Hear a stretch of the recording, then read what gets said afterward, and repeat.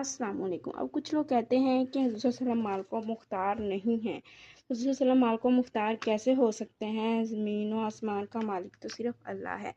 تو سورۃ الاعراف کی آیت مبارکہ 128 میں اللہ تعالیٰ خود فرماتا ہے ان الارض للہ یورثها من یشاء من عبادہ، یعنی کہ بے شک زمین کا مالک اللہ ہے، اپنے بندوں میں جسے چاہے وارث بنائے۔